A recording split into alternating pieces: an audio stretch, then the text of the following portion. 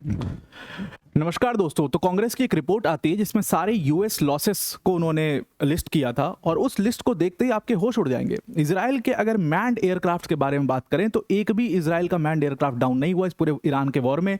वहीं यूएस के manned aircraft की बात करें तो लगभग 18 यूएस एयरक्राफ्ट का नुकसान उसमें हुआ है और ये यूएस के लिए एक बहुत बड़ा लॉस है और बिलियंस ऑफ डॉलर्स उसमें लॉस हुए हैं यूएस के पॉइंट ऑफ व्यू से। सिर्फ एयरक्राफ्ट का लॉस नहीं, हेलीकॉप्टर्स का, ब्लैक हॉक्स भी उसमें जो है नुकसान हुए हैं। MQ-9 रीपर ड्रोन्स का उसमें बहुत ज़्यादा नुकसान हुआ है and this is a very significant loss for US. और इसीलिए आप स्टांस में एक डिफरेंस देख रहे हो। इजराइल जो है वो अग्रेसिवली वॉर को परस्यू करना चाहता है, ख़त्म करना चाहता है, बिकॉज जाहिर सी बात है उनका लॉस उतना नहीं है। हालांकि कोई ऐसा फॉर्मल रिपोर्ट तो नहीं आई है इजराइल के लॉसेस की, लेकिन उनका कॉन्फिडेंस दिख रहा है that they want to fight this and they want to end this with.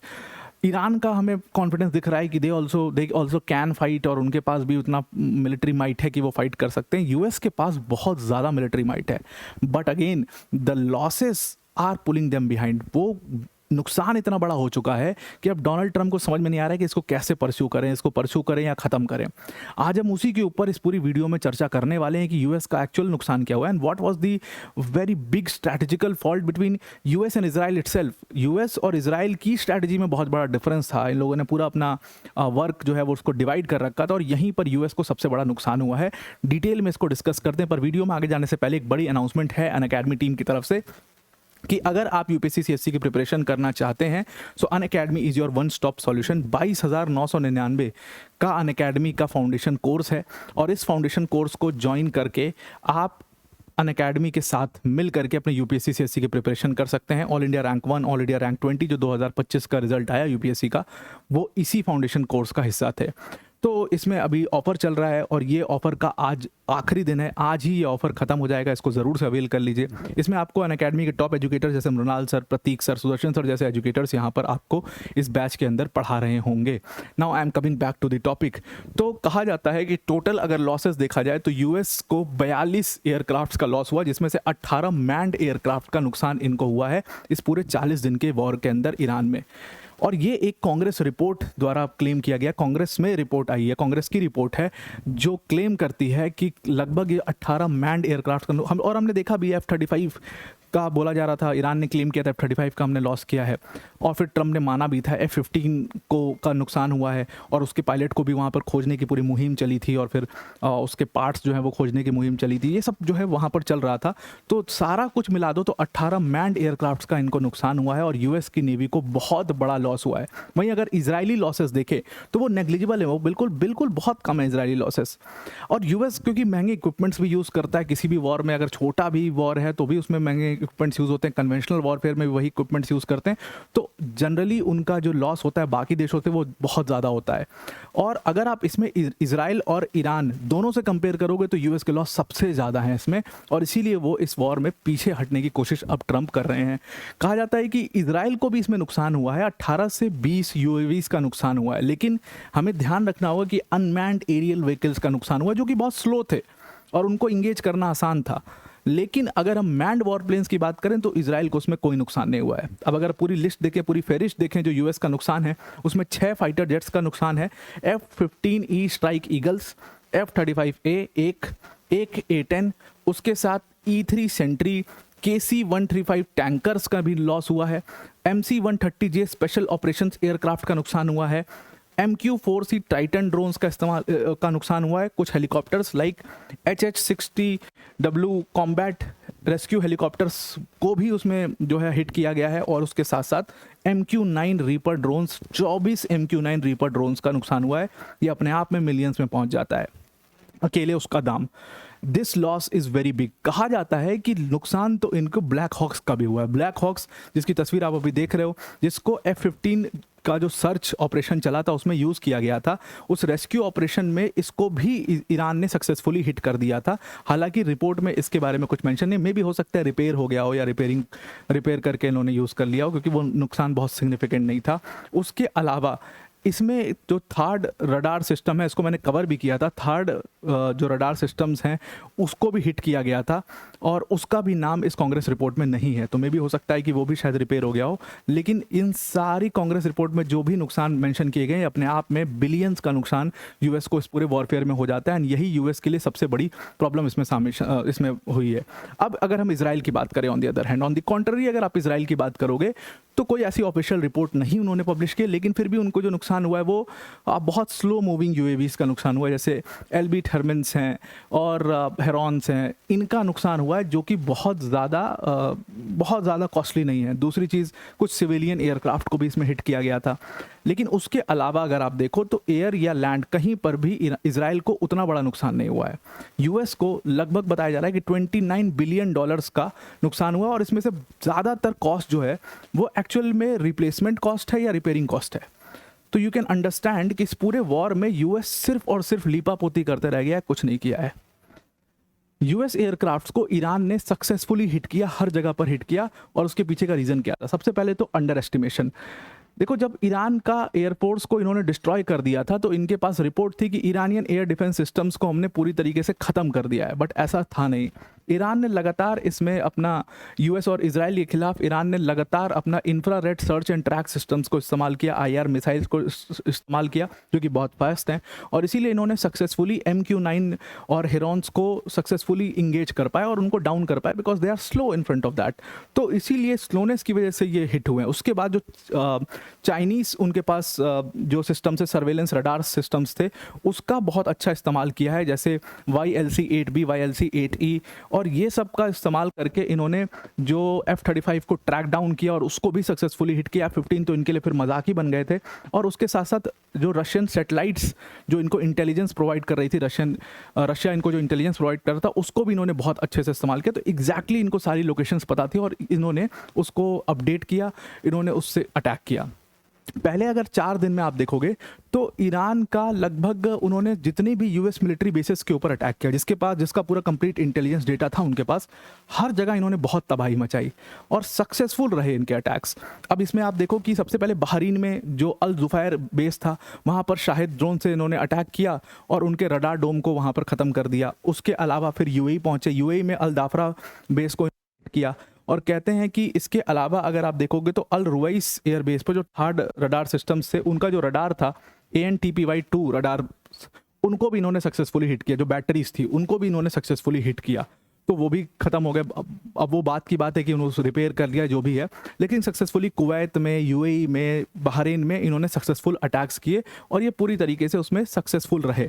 अब प्रॉब्लम क्या हुआ, अगर आप देखो तो यूएस और इजरायली अप्रोच किया था स्ट्राइक के लिए, तो इन्होंने अपना काम बांट रखा था, जैसे ईरान की ज्योग्राफी के बेसिस पर, प्लस किसके पास कितनी कैपेबिलिटी, कौन किसको हैंडल कर सकता है, उस बेसिस पर इन्होंने अपने काम को बांट रखा था। इसमें अगर आप देखो, इसीलिए इजरायली एयर फोर्सेस ने मोस्टली सेंट्रल ईरान को टारगेट किया या वेस्टर्न ईरान को टारगेट किया, और इसमें इनके कई सारे टारगेट्स थे। जैसे इनका सबसे बड़ा प्रॉब्लम था कि भाई न्यूक्लियर साइट हमें ख़त्म करनी है, तो वो न्यूक्लियर साइट पर इन्होंने अटैक किया, प्लस बैलिस्टिक मिसाइल लॉन्चर्स को स्पेसिफिकली टारगेट किया, क्योंकि बैलिस्टिक मिसाइल इजराइल मेनलैंड तक पहुँच सकती हैं, इसलिए इन्होंने बैलिस्टिक मिसाइल लॉन्चर्स को लगातार टारगेट किया। वहीं यूएस ने इस पूरे मामले के अंदर इंफ्रास्ट्रक्चर के अलावा यूएस ने जो टारगेट किया वो मोस्टली उन्होंने स्ट्रेट ऑफ हॉर्मुज का पूरा जिम्मेदारी ले रखी थी, और ईरानियन नेवी को ख़त्म करने के लिए उन्होंने प्लान कर रखा था। और सदर्न ईरान जो था वो उनका पॉइंट ऑफ अट्रैक्शन था, सदर्न ईरान पर वो अटैक कर रहे थे, पोर्ट्स के ऊपर और इन सब चीज़ों के ऊपर, क्योंकि सदर्न ईरान को ही यूज़ करके ईरान जो है वो यूएस बेसिस को टारगेट कर रहा था गल्फ में। तो इसलिए उन्होंने सदर्न ईरान को अपना टारगेट बनाया, और सदर्न ईरान को टारगेट बना करके उन्होंने लगातार जो है ईरानियन नेवी को हिट करना की कोशिश करी। अब इजराइल अपने मोस्ट ऑफ द अटैक्स में सक्सेसफुल रहा। इजराइल ने बहुत सारे इंफ्रास्ट्रक्चर खत्म किए, इजराइल ने बहुत सारे न्यूक्लियर इंफ्रास्ट्रक्चर को पूरा डिवास्टेटिंग ब्लो दिया, लेकिन वहीं ऑन दी कॉन्ट्ररी यूएस ने यहाँ पर अगेन अंडर एस्टिमेट किया, और क्योंकि उनके पास सामने ईरानियन नेवी थी जो कि काफ़ी स्ट्रांग मानी जाती है, क्योंकि उनका पूरा काम ही स्ट्रेट ऑफ हॉर्मुज से चल रहा है, वो यहाँ पर पूरी तरीके से एकदम बिल्कुल पूरी तरीके से जीरो लॉस इनको पहुँचा पाए, and this is what changed everything. अब इसमें ईरान का एक बहुत ही अच्छी डिफेंस स्ट्रैटेजी है, that is called Iran's mosaic defence strategy. इसको दफ़ाए मोज़ेकी कहा जाता है। Mosaic defence strategy basically is design to survive the decapitation strikes. Decapitation strikes का मतलब कि लाइक द इजराइलीज और द यूएस डू कि cut the head and the body will go, body will die.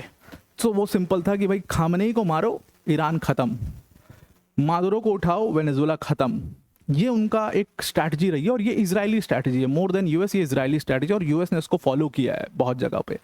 लेकिन वो पूरी तरीके से उसको सर्वाइव करने के लिए उन्होंने अपनी मोज़ेक डिफेंस स्ट्रैटेजी बना रखी थी। तो instead of a central command, Iran के अंदर अगर आप देखोगे तो ईरान के अंदर 31 ऑटोनॉमस प्रोविंशियल कमांड स्ट्रक्चर्स हैं और एक पूरा डिसेंट्रलाइज सिस्टम है जिसको आईआरजीसी ने क्रिएट किया 2008 में, और क्रिएट ही इसलिए किया था ताकि फ्यूचर में कभी अगर हम एक कॉन्फ्लिक्ट में जाएं तो डीकैपिटेशन स्ट्राइक्स को हम सर्वाइव कर पाएं। और इसीलिए उन्होंने इसके पूरी तरीके से लॉजिस्टिकल ऑटोनॉमी, ऑपरेशनल ऑटोनॉमी सब कुछ दे रखा था अपने प्रोविंशियल कमांड्स को। अब उसके बाद जो इनके पास इस पूरी प्रोविंशियल कमांड से ये हुआ कि इनके पास कंप्लीट लॉजिस्टिकल ऑटोनॉमी थी। लॉजिस्टिकल ऑटोनॉमी नहीं, इनके पास पूरी ऑपरेशनल ऑटोनॉमी थी। उसके अलावा इनके पास अपने वेपन्स हैं, अपना इंटेलिजेंस है और उसके साथ साथ अपने लॉजिस्टिक्स हैं। तो logistical autonomy as well as operational autonomy, इससे हुआ ये कि अब सब कुछ जब अपना है, सारा जुगाड़ अपना करना है, तो आप किसी एक मिलिट्री के खिलाफ नहीं लड़ रहे हो, बल्कि आप ऐसी 31 अलग मिलिट्रीज के खिलाफ लड़ रहे हो। तो वो यूएस के लिए काफ़ी हैवी हो गया और उसको यूएस समझ नहीं पाया। दूसरी चीज़, अर्बन वॉरफेयर के लिए उनके पास जैसे बसीज मिलिशिया है, उसके अलावा ईरान का अपना जो ज्योग्राफी है वो बड़ी खतरनाक है। वहाँ पर डेजर्ट्स भी हैं, वहाँ पर माउंटेन्स भी है, तो वो टेरेन बहुत डिफिकल्ट है, तो वहाँ ऑपरेट ये नहीं कर पाए। तो उन्होंने क्या किया, इस टेरेन का भी बहुत ज़्यादा फ़ायदा उठाया। अब अगर हम मेजर नुकसान देखें, मेजर रॉन्ग देखें कि यूएस स्ट्रैटेजी में गड़बड़ी क्या हुई, तो यूएस स्ट्रैटेजी में सबसे बड़ी गड़बड़ी थी कि ट्रंप ने खुद ही इसका अंदेशा दे दिया था कि हम बहुत क्विकली जाएंगे और क्विकली आएंगे, हमारे पास बहुत लंबा टाइम नहीं है। ट्रंप ने खुद ही ये बता दिया था कि भाई लंबा अगर ये वॉर खिंचेगा तो मेरे लिए बहुत नुकसान है, क्योंकि मेरे लोग मेरे खिलाफ हो जाएंगे। तो quickly in 3 days, in a week ऐसे हम जाएंगे, घुसेंगे, पूरा हैवी इनको बॉम्ब करेंगे और ख़त्म करके वापस निकल आएंगे। तो सबसे पहले इन्होंने खुद ही ये बहुत इस कैंपेन को बहुत क्विक, बहुत ही जैसे जर्मनी का कैंपेन था कि बिल्कुल ब्लिट्जक्रीग घुसना है और ख़त्म करके आ जाना है।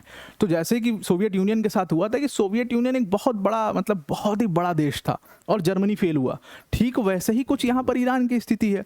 ईरान भी उस तरीके से अपना पूरा उसने प्रिपेयर कर रखा है सर्वाइव करने के लिए। अब दूसरी चीज़, इनके पास इंटेलिजेंस फेलियर भी था यूएस का। यूएस ने जब पहली बार अटैक किया इजराइल के साथ मिल करके, तो उन्होंने उनकी जो रिपोर्ट थी उसके अकॉर्डिंग ईरान के जितने भी एयर डिफेंस सिस्टम से वो खत्म हो चुके थे। लेकिन CNN की एक रिपोर्ट कह रही थी कि भाई 50% एयर डिफेंस सिस्टम्स अभी भी इंटैक्ट हैं, जिसको उन्होंने छुपा रखा है, और वो सही भी निकला। उन्होंने उस एयर डिफेंस सिस्टम्स को अपने टनल्स में छुपा रखा था और उन्होंने लगातार यूएस को उसमें एम्बुश भी किया, उनके बेसेस को सक्सेसफुली हिट किया, ये सब किया। तो क्विक वॉर अजम्पशन फेल हुआ पूरी तरीके से यूएस का, और उसके बाद ये वॉर लंबा खिंचते चला गया। दूसरी चीज़ इसमें ये थी, that is the cost factor.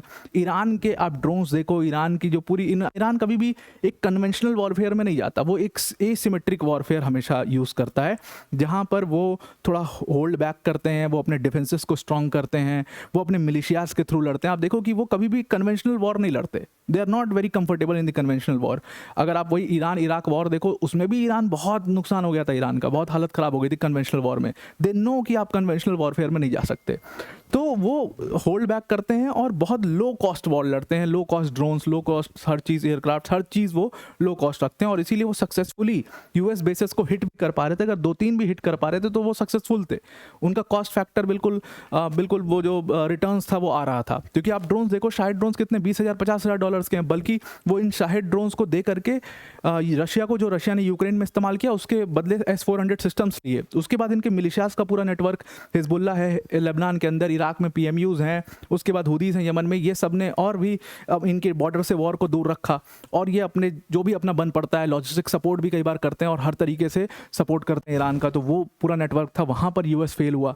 और सबसे बड़ी चीज़ जो यूएस समझने में बिल्कुल असमर्थ रहा, मुझे लगता है कि वो था कि इन्होंने जो ईरान की पॉपुलेशन है उसके ऊपर ज़्यादा ही बैक कर दिया कि ईरान की population will stand up and go against their leaders. उनको ये समझ में नहीं आया कि even if Iranian leadership dies, तब भी ईरान वॉर कंटिन्यू रखेगा बिकॉज ऑफ दिस प्रोविंशियल ऑटोनॉमीज।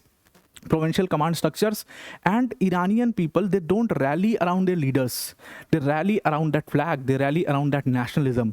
तो वो rally around the flag effect जो था उसने पूरी तरीके से यूएस को धाराशाही कर दिया और यूएस उसको समझने में पूरी तरीके से असमर्थ रहा। और इसीलिए ईरानियन पॉपुलेशन को आप देखो, जो 1 महीने पहले अपने ही लीडर के खिलाफ खड़ी हुई थी, वो पॉपुलेशन 1 महीने बाद यूएस के स्ट्राइक्स के बाद अपने ही लीडर्स के साथ, उन्हीं के खिलाफ जिनके खिलाफ वो लड़ रहे थे, जिनके खिलाफ उनके कई बच्चे मारे गए, उनके साथ खड़ी हो गई, या साथ नहीं भी खड़ी हुई तो चुप हो गई, कोई उन्होंने प्रोटेस्ट नहीं दिखाया। इसके पीछे का बहुत सिंपल रीज़न था, अगर वो लोग उनके घर वालों को मार रहे थे प्रोटेस्ट के टाइम पर, उसको दबाने के लिए, जो कुछ भी करने के लिए, आपने भी सेम वही काम कर दिया। एक स्कूल पर जो मिसाइल गिरा, I think that was the very big factor Iran के अंदर, जिसमें 150 बच्चे मर गए, तो वो एक बहुत ही गेम चेंजर फैक्टर रहा। यूएस उसको भी समझने में असफल रहा और इसीलिए कंप्लीटली यूएस स्ट्रैटेजी यहाँ पर फेल हुई। इजराइल की स्ट्रैटेजी फिर भी ठीक थी, बहुत सिंपल सी थी, लेकिन यूएस की स्ट्रैटेजी बहुत ही फेलियर रही, क्योंकि वो कॉम्प्लेक्स ईरानियन डिफेंस स्ट्रैटेजी को, मोज़ेक डिफेंस स्ट्रैटेजी को समझ नहीं पाए। आई होप आपको पूरा आर्टिकल समझ में आ गया होगा। आज के लिए इतना ही। Thank you and have a nice day.